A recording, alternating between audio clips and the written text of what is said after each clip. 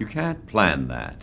You hope it happens between actors, but it doesn't always. Tony Randall was renowned for his professionalism, deference, and unwavering commitment to his art.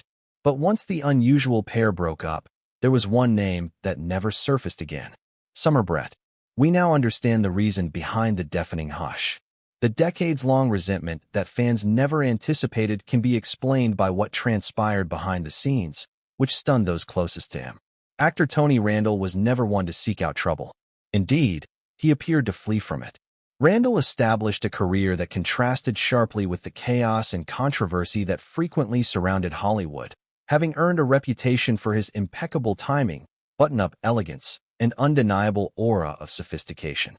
Randall brought a traditional sense to his performances, whether he was on stage in a Neil Simon comedy or giving a witty one-liner on a late-night talk show. That gave him the impression of a sophisticated New York thinker rather than a comedian on TV. He was respected as much as admired. In a field where personal drama frequently garners more media attention than talent, Randall made it a point to stand out from the crowd. In American entertainment, Tony Randall was a mainstay from the 1950s until the early 2000s. Numerous game show panels, lucrative television roles, and movie appearances helped him become well-known. But what really made him famous was the unusual coupling. He became famous for playing the neurotic, tidy freak opposite of Jack Klugman's rough Oscar Madison, Felix Unger. Randall's role was not limited to Felix. His name was Felix. That is how fans perceived it, anyway. Part of the attractiveness was that it was difficult to distinguish the character from the man because of the meticulous mannerisms, theatrical flair, and meticulous speech patterns.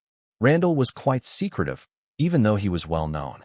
He was renowned for his professional treatment of his co-stars and staff, stayed away from tabloids, and seldom engaged in gossip. Scandal seemed nearly impossible because of the way he handled himself.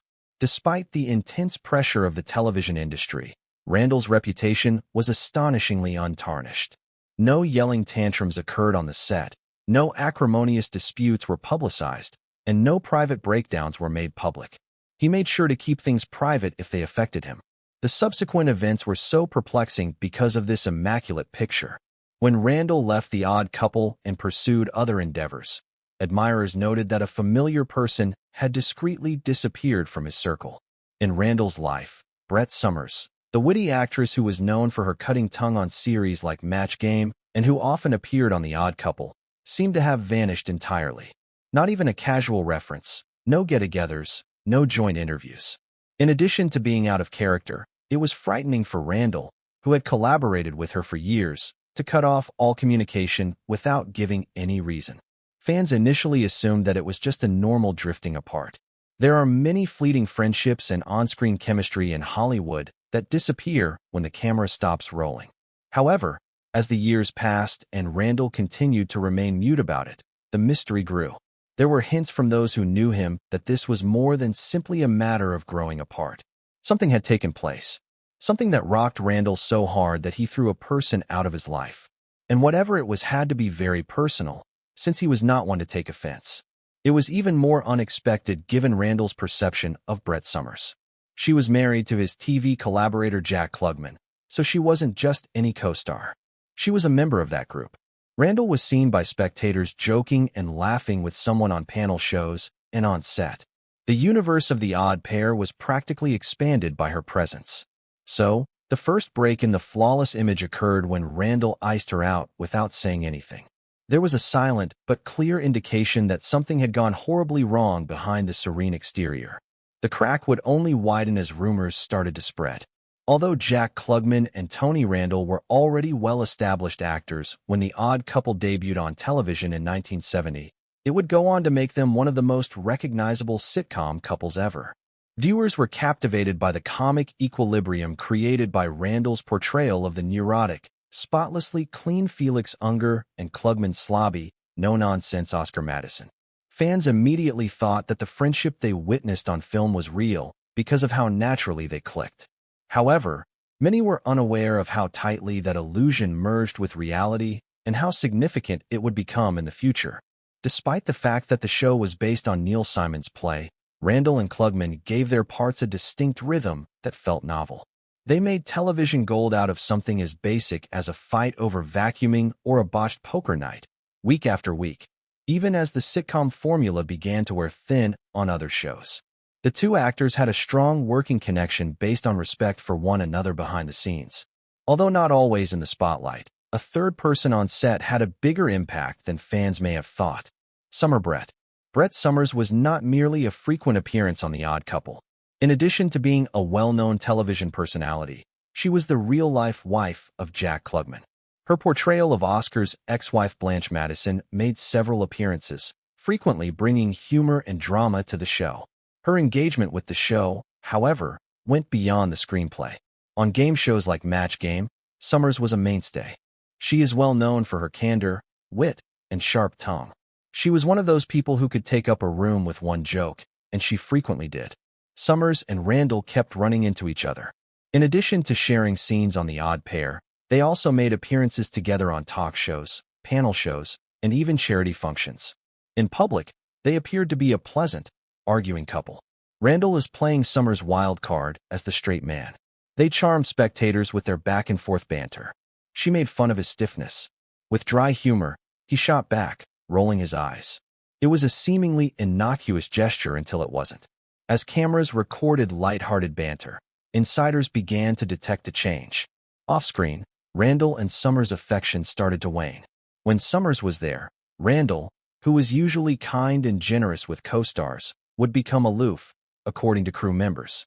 Skipping after-show dinners, having shorter chats, and making less eye contact during practice were all subtle at first.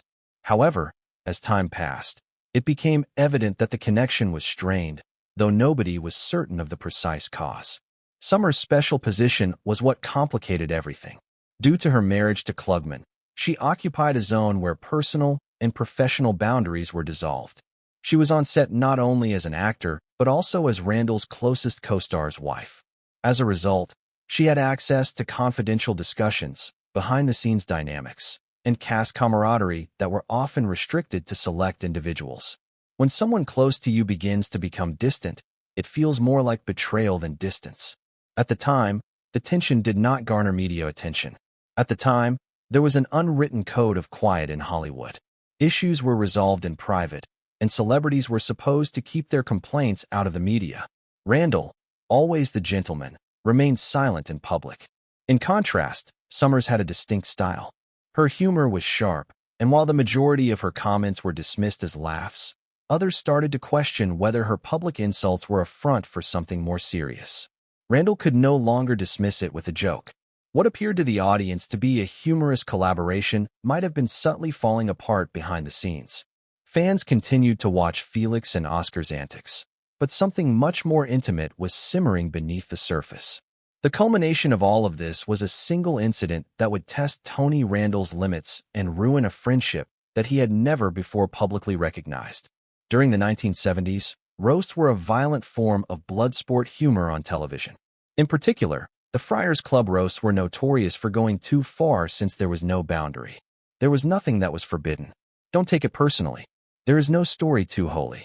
For the majority of comedians, it was all a game. However, for Tony Randall, the night Brett Somers took the mic was the end of that game. It's difficult to locate the entire roast because it has become somewhat of a legend. Never broadcast in its whole, but discussed in whispers in green rooms and memoirs. It was intended to be a humorous homage to the Odd Couple era, complete with inside jokes and loving jabs. Randall was there, always the professional. It's possible that he had prepared himself for some criticism of his prim and proper on-screen demeanor. Betrayal was something he did not anticipate. Disguised as comedy, when Brett Somers took over, the atmosphere changed. The crowd was anticipating pyrotechnics as she performed, known for her sharp humor and whiskey-soaked voice. What transpired, however, was more than just humor. It was publicity. These were hardly innocuous anecdotes, either, and Somers started telling tales from the Odd Couple group. She made fun of Randall's compulsive rehearsal and talked about his acting anxieties, according to those present. His thirst for dominance and propensity to reenact scenes after everyone else has been pleased. She portrayed him as neurotic both on and off film, preoccupied with his image, always doubting himself, and even sobbing in private when a scenario didn't work well.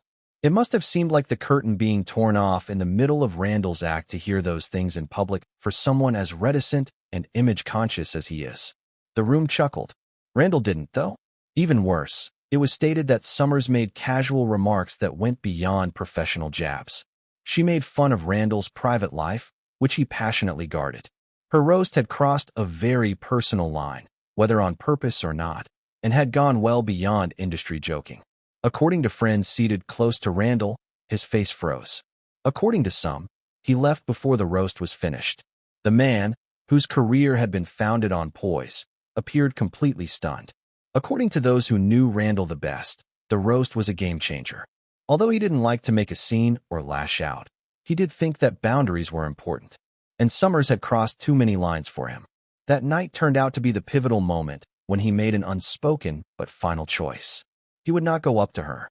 Not that he would answer in public, but he would never talk to her again. The roast was only one aspect of it.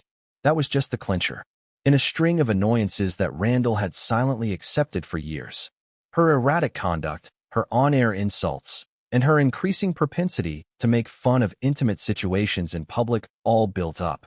However, the roast transformed private humiliation into a spectacle for the public. Furthermore, Randall was unable to forgive that. Industry insiders who were present were taken aback. Like so many before him, most thought Randall would laugh it off and move on. However, they failed to recognize how much he valued his privacy. He considered acting to be sacred. His image, meticulously chosen. There is no negotiating his dignity. And Brett Somers had broken all of that in front of their peers in a single evening with a few jokes. Randall stayed away from any projects or appearances involving Somers following the roast. People turned down invitations, disregarded requests, and skipped gatherings. A statement was absent. There was no explanation, only an increasing wall of quiet. Randall never brought up her experience on The Odd Couple again, even though Somers kept making jokes about it. It appeared to the public that nothing had occurred. The message, however, was obvious to those who had been in that room. She overreached herself, and as time passed, that quiet grew louder than any news story. Tony Randall performed his usual thing after the roast. He remained silent. Behind the scenes, however, everything was different. Brett Somers, a frequent presence in his professional network, disappeared entirely. Backstage pictures, joint appearances, and joint projects were all discontinued. He just closed the door and never opened it again, the calm man. For most, Randall's quiet seemed insignificant. He made no mention of what had transpired or expressed any resentment. To those who knew him, however, the change was unavoidable. He started refusing interviews if Somers was involved, avoiding gatherings where she might go, and even refusing tributes that included her name, according to industry sources. He didn't become angry. His presence simply vanished from her universe. Randall adopted a calculated strategy. He denied it more authority by refusing to acknowledge the incident. Do not be misled, though. It was control, not forgiveness. He completely cut Somers out of his professional narrative by choosing quiet as a method of retribution. Such erasure was a powerful statement for Randall, who was a calculating and image-conscious person. As for Brett Somers, she never publicly expressed regret. Indeed, she carried on making jokes about the roast and her stint on The Odd Couple as like nothing had occurred. Randall, however, never took part. He avoided talking about her, even in interviews where their common past was brought up. It appeared as though she had been completely removed from the narrative, and that piqued viewers' interest. What prevented these two actors from ever getting back together after their intense on-screen chemistry? Decades later, why were there no mutual tributes, no photo ops, and no sentimental interviews? Fans were unable to explain the enigma as the quiet became louder over time. Due to the fact that Randall's silence was not absence. It was deliberate, and to anyone who listened carefully enough, it was obvious. Over the years, Tony Randall's close group started to speak more openly, but he stayed quiet in public. Off-the-record comments to reporters, private discussions with friends, and experiences from former coworkers all started to piece together a different story, one that verified the resentment was genuine and intensely personal. People who had close working relationships with Randall said the roast was not a unique occasion. The long simmering tension that had been building for years was finally ignited. Brett Somers, who was well known for her incisive wit and unfiltered humor, had a tendency to go too far. Randall frequently took what she took as jokes as jabs, comments that undermined his dignity, professionalism, and privacy. Randall, according to one lifelong acquaintance, made the personal seem staged. She was adept at transforming personal peculiarities into humorous quips. Furthermore, the jokes continued long after the cameras were turned off. He allegedly thought she exploited their time together for money gain, never realizing the depth of the wounds those remarks can cause. It also felt like a betrayal to a man like Randall, who took great satisfaction in maintaining control over his public persona and judiciously deciding how much of himself he shared. Another co-worker explained that whenever Somers was around, Randall grew defensive. When filming was over, he would become more reserved, speak less, and leave politely. Although it wasn't dramatic, it was obvious. He was moving away. His faith in her had been gradually undermined until little remained to be saved, they said. Some hypothesized that conflicting values, rather than just personality conflicts, were the source of the stress. Randall was very serious about the art of acting, thorough and disciplined. Somers, on the other hand, flourished in the anarchy of unscripted comedy and live television. She loved to provoke, to startle. Their on-screen interactions were lively because of this difference, but off-screen tension was never really resolved. Others drew attention to the ungainly triangle. Somers was a real part of Randall's universe because she was married to Jack Klugman. He could not only leave without also cutting ties with his longtime collaborator and buddy, Klugman. Randall may have put up with it for so long because of this, until the roast provided him with the justification he required. To sever relations forever. It's interesting that Klugman never discussed the rift in public. He remained impartial, whether because he was uncomfortable with the circumstances or out of loyalty to both sides. But the mystery was heightened by that quiet alone.